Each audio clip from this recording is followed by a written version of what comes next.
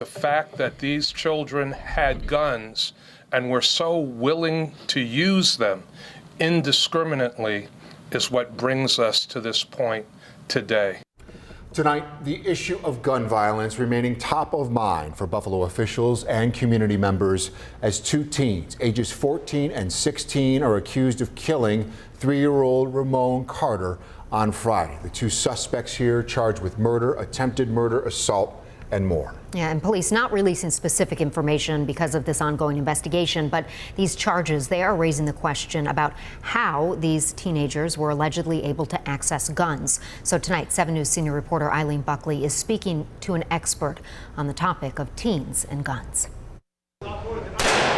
A teenager who's 14, 15, 16 understands what a firearm can do. You know, it's an unfortunate society that we're living in today. Gun violence is being declared a public health crisis, with younger generations deeply impacted, both as victims and criminals.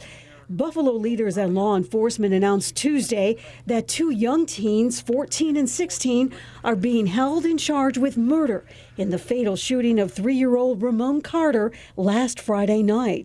But the fact that these children had guns and were so willing to use them indiscriminately is what brings us to this point. I'm still waiting for Americans to say, wait a minute. Patricia Logan Green is an associate professor at the University of Buffalo's School of Social Work and has been digging deeply into firearms data over the last few years. She co-authored this research titled Social Work Practice and Gun Safety in the U.S. Are we doing enough? And reacted to Buffalo's deadly shooting. How alarming is that for you to hear?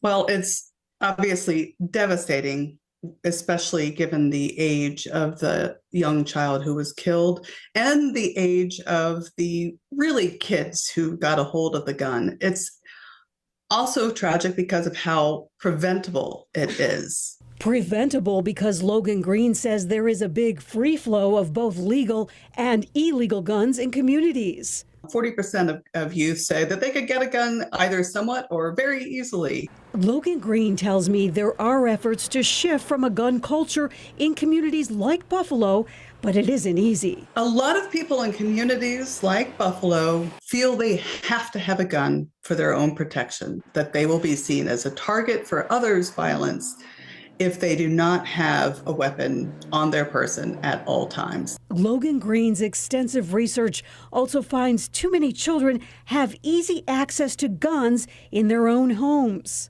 Up to 40% of firearm owners do not store at least one of their guns safely, meaning that millions of kids live in homes where they can just find a firearm pretty easily. Eileen Buckley, 7 News, Buffalo.